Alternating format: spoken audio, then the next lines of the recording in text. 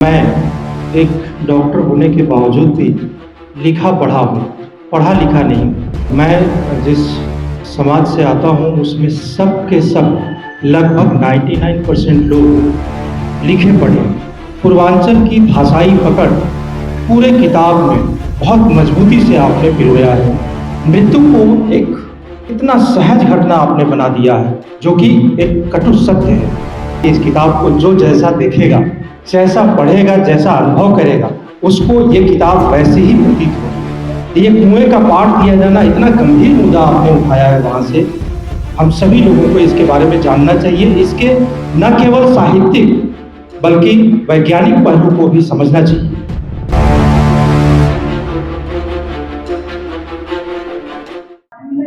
आज इस विमोचन समारोह की अध्यक्षता कर रहे आदरणीय स्वप्निल श्रीवास्तव जी, प्रोफेसर अनिल साहब जी, इस किताब के लेखक माननीय अतुल यादव जी और हमारे पूर्व परिचित जिनकी वजह से मेरा यहाँ आना हुआ, आदरणीय राम जी यादव जी और मैडम अपर्णा जी,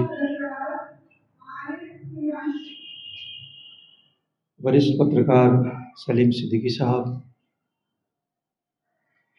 आदरणीय सर का नाम मैं बोल रहा हूँ, प्रकाश जी, तथा सामने उपस्थित सभी साथियों। मैं कोई लेखक तो नहीं हूँ, पेशे से मैं एक डॉक्टर हूँ, चिकित्सक हूँ। किताब जैसा कि सर ने बताया हमें भी थोड़ा पहले ही उपलब्ध हो गया था। मुझे पता नहीं है कि मुझे क्या यहाँ कहना चाहिए। जो भी स्वस्फूर्त निकलेगा, मुझे उम्मीद है कि आप लोग इत्तेफाक रखेंगे, हालांकि इसकी बाध्यता नहीं है। किताब के कुछ हिस्सों को, जो शुरुआती हिस्से हैं 2, 3, 4 चैप्टर तक, थोड़ा थोड़ा मैंने प्रयास किया पढ़ने का, जो भी समय मिला।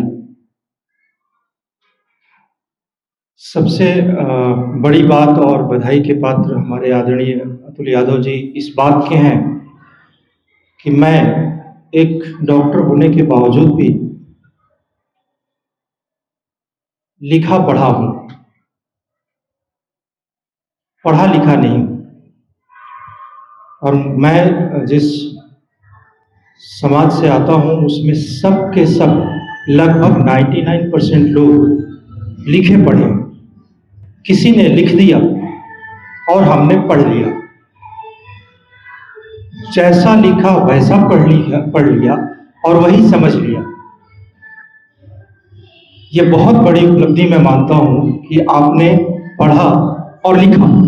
अब आप पढ़े लिखों की कैटेगरी में एक इलाइट ग्रुप, जिसको हम कहते हैं, कह सकते हैं, इस लेखन के विधा में, उस कैटेगरी में अब आप शामिल हो चुके हैं। तो इसके लिए बहुत बहुत बधाई आपको। और रही बात किताब की, तो चूंकि सारी चीज़ें हमको याद नहीं हो सकती थी, याद रख भी नहीं सकता था, तो मैं कुछ चीज़ें उसमें से खुद अलग करके लाया हूँ। मेरा एक वो था,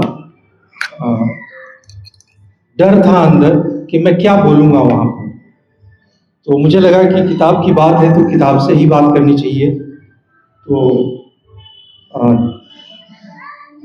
क्षमा के साथ उन लाइनों को उद्धृत करते हुए, ताकि जिन लोगों ने इस किताब को नहीं पढ़ा है या नहीं देखा है, उन लोगों की जिज्ञासा इस किताब के प्रति जागृत हो। ये छोटा सा प्रयास मुश्किल से 5-7 मिनट में मैं करूँगा।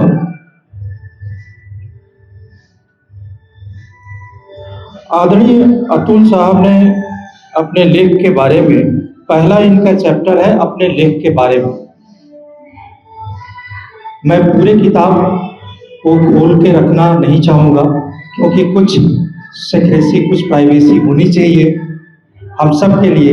लेकिन इस मंच पर उपस्थित होने के साथ ही मेरा ये दायित्व है कि मैं इस किताब के प्रति जिज्ञासा जागृत करने में अगर थोड़ा भी प्रयास कर सकूं तो वो मुझे लगता है कि मेरे लिए काफ़ी होगा।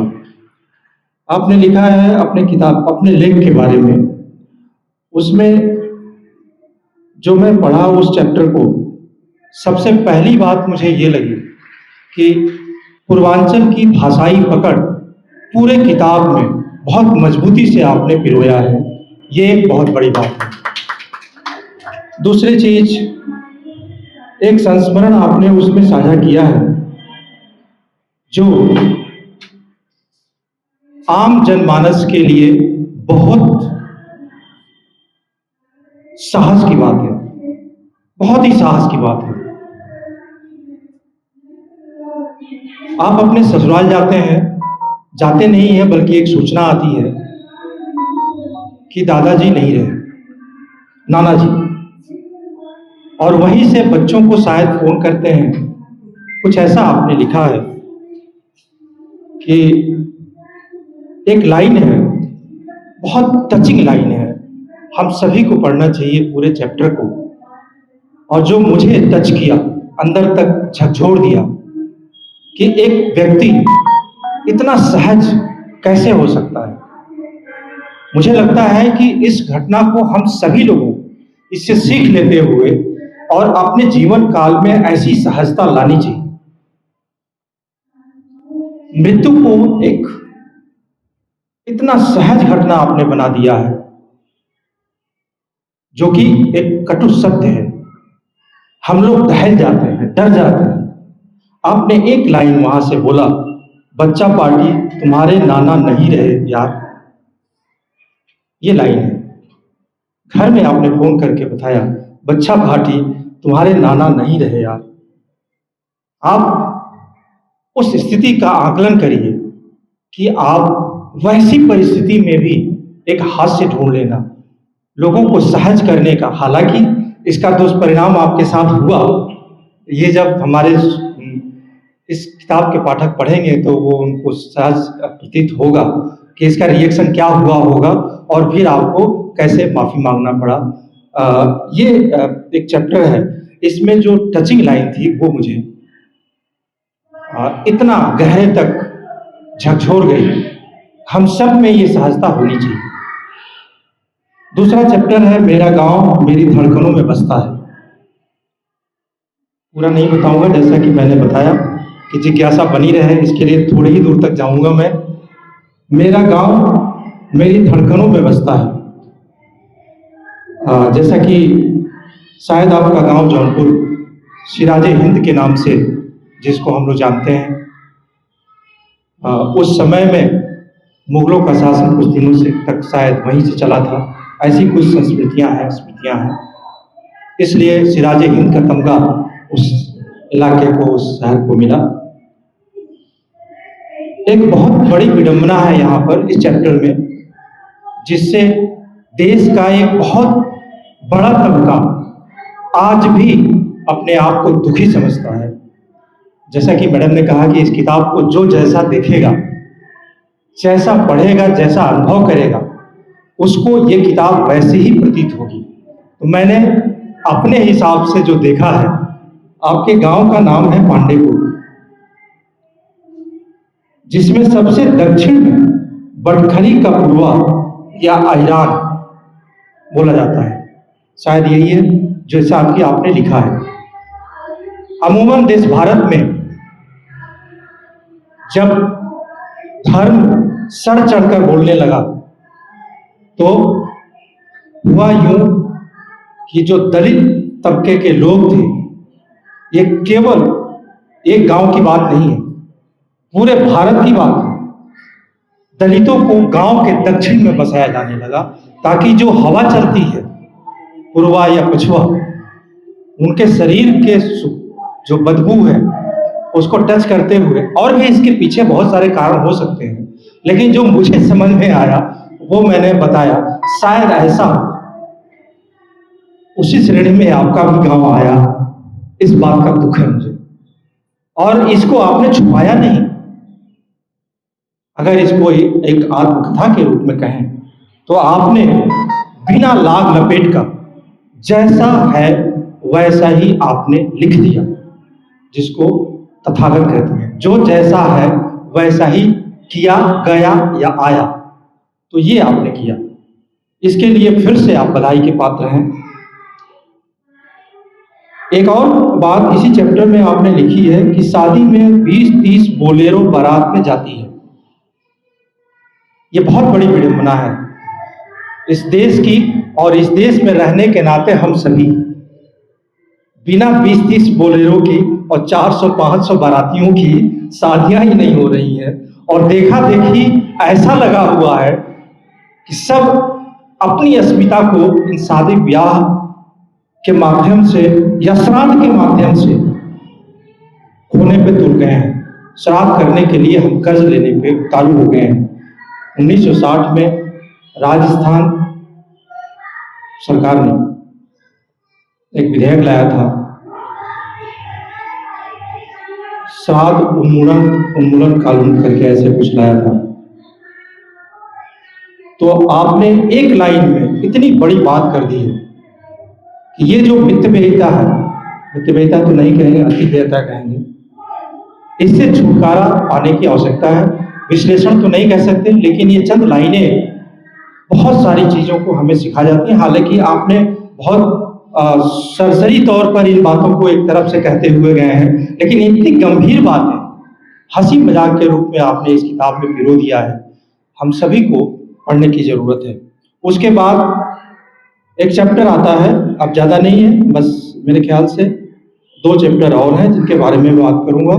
एक चैप्टर आता है दादाजी को मैंने देखा था। दादाजी के छोटे भाई का साधु बनना। आपके दादाजी के छोटे भाई साधु बन गए थे। शादी उनकी नहीं हुई थी। उम्र जब बढ़ने लगी तो शायद उनको एहसास हुआ होगा। परिस्थितियां क्या रही नहीं रही, अब आप लोग किताब पढ़ेंगे तो उसका ज्यादा अच्छे से पता चलेगा। कई बार लोग शौक से साधु बनते हैं, कई बार मजबूरी में साधु बन जाते हैं। मैं साधु शब्द का विश्लेषण ज्यादा नहीं करूंगा, क्योंकि उससे बहुत सारी बातें निकल के आएंगी। कुएं का पाठ दिया जाना। एक कुआं था जिस पर आप भ्रमण करते थे, आते जाते थे। बहुत दिन बाद गए, देखे कि कुआं फट गया। साहब, केवल आपके गांव का नहीं, पूरे देश के कुएं पाट दिए गए हैं, और इसकी इतनी बड़ी विपदा हम सभी लोगों के सामने उपस्थित हो गई है जल संकट के रूप में। देश भारत में केवल 4 राज्यों में पीने योग्य पानी बच गया है। ये कुएं केवल हमको पानी नहीं पिलाते थे, ये क्या आजकल आर्टिफिशियल वो बनाते हैं कि सोख्ता, इस तरह की चीजें हम लोग दे रहे हैं। हार्वेस्टिंग, वाटर हार्वेस्टिंग, ये हमें करना पड़ रहा है। ये काम कुएं स्वतः ही कर दिया करते थे। तो ये कुएं का पाठ दिया जाना इतना गंभीर मुद्दा आपने उठाया है वहां से। हम सभी लोगों को इसके बारे में जानना चाहिए। इसके न केवल साहित्यिक बल्कि वैज्ञानिक पहलू को भी समझना चाहिए। दूसरा, आपने एक बात उसमें लिखी है कि दादाजी का कबीर पर बेहद ज्ञान। ये वो समय था जब मुगल काल को हम लोग भक्ति काल से जोड़कर देखते हैं। आप सभी काफी विद्वत हैं, लिखने वाले लोग हैं। हम तो आपके लिखे हुए पढ़ने वाले लोग हैं, लेकिन जितनी समझ है छोटी सी, उसके हिसाब से यही है कि जब भक्ति काल का दौर शुरू हुआ तो इतनी गहराई से और इतनी सघनता से हमारे लोगों के दिमाग पर चोट किया कि हम आजकल जो एक शब्द सुन रहे होंगे अंधभक्त, हम उस श्रेणी में आ गए। पता नहीं उस समय के लोगों ने भक्ति को किस तरह से लिया होगा, लेकिन हम आज अंधभक्त ही बन गए हैं। जो सुन लेते हैं उसके पीछे दौड़ लेते हैं। क्यों हुआ, कैसे हुआ, हम उसके गहन विश्लेषण में नहीं जाते हैं। यहाँ पर आपने कबीर के बारे में उद्धृत किया है, सांच बराबर तप नहीं। कितनी बड़ी बात है। एक पहली बार का लेखक ऐसी गंभीर बातें अपनी लेखनी से पिरो रहा है। एके बूंद एके मल मूत्र, एक चाम एक हुदा, एके ज्योति से उत्पन्ना, को बामन को सुदा। सामाजिक समरसता की इससे बड़ी बात और क्या हो सकती है। कोई शूद्र हो या ब्राह्मण हो, एक ही योनि से उत्पन्न हुआ है, एक ही चमड़ी है, एक ही दाम है, सब कुछ एक ही है। इससे बड़ा उदाहरण सामाजिक समरसता का कुछ हो नहीं सकता है। और आपको मैं याद दिलाऊं, इसी बहराइच में कुछ ही दिन पहले लगभग यही बात बोलने पर एफआईआर हो गया था। हम इतने असहिष्णु हो गए हैं। यही बात थी और वो लाइन थी महामना रामस्वरूप वर्मा द्वारा कही गई। वो क्या लाइन थी? मानववाद की क्या पहचान, ब्राह्मण भंगी एक समान। क्या ये गलत है? किसी भी दृष्टि से, कहीं से भी ये गलत है? क्यों नहीं होना चाहिए एक समान? अगर हम इंसान हैं, सामाजिक समरसता, समानता, ऊंच नीच हम हटाना चाहते हैं देश से, तो ये होना चाहिए। जो लोग मंचों से केवल बोल देते हैं, उनके जीवन में भी ये बातें आनी चाहिए। आपने किताब के माध्यम से बहुत सही फरमाया है। ज्यादा टाइम नहीं लूंगा मैं। इसके बाद पिताजी और चाचा जी, पिताजी को नेतागिरी करने और यूनियन बनाने का के जुर्म में निलंबित किया गया था। ये वो समय था, और ये वो समय तब नहीं था, ये आज भी समय है कि पत्रकार को नमक रोटी खाते हुए बच्चे को दिखाने पे उसको जेल डाला जा रहा है। ये वो समय नहीं था, ये आज है, और आज शायद ज्यादा गंभीर है। हम लोग मुंह नहीं खोल सकते हैं। मुंह खोलेंगे एफआईआर हो जा रही है, किसी और ढंग से निपटाया जा रहा है। ये स्थितियां बहुत ज्यादा गंभीर हैं। इस पर आपने खुल करके अपनी बात रखी है। ये सब कोटेशंस और लाइनों के माध्यम से इसको समझने की हमें जरूरत है। बहुत बड़ी बात है थाने में जेब कतरे को आपके पिताजी के द्वारा उसको व्यवसाय करने के लिए सहयोग राशि देना। एक जेब कतरा जो खुद उनका जेब काट लिया, उसको थाने में, या किसी का जेब काटा हो वो थाने में मिल गया। अब थोड़ा सा प्राइवेसी रहनी चाहिए। वो मिल गया और उसको पिताजी के द्वारा धन देना कि तुम अपना, और वो भी कौन? एक मुस्लिम बिरादरी, मुस्लिम माइनॉरिटी का बंदा, जो बिरादरी उसकी चिकवा बोलते हैं, आपने लिखा है चिकवा, जो बकरा काटने वाली जाति होती है, उसको उसके व्यवसाय के लिए धन उपलब्ध कराना कि ये काम छोड़ करके तुम अपना व्यवसाय करो। तो ये संदर्भ हमको ये याद दिलाते हैं कि हाँ, लास्ट लाइन है, पिताजी नास्तिक टाइप के आदमी थे। मुझे इससे आपत्ति है, क्योंकि अगर किसी किताब का विश्लेषण करने के लिए मैं अपने तरह से कर रहा हूं, तो मुझे अपने तरह से ही करना चाहिए। पिताजी का नास्तिक होना, मेरे ख्याल से आस्तिक और वास्तविक दो ही शब्द होने चाहिए। नास्तिक टाइप का कोई शब्द ही नहीं होना चाहिए। क्यों?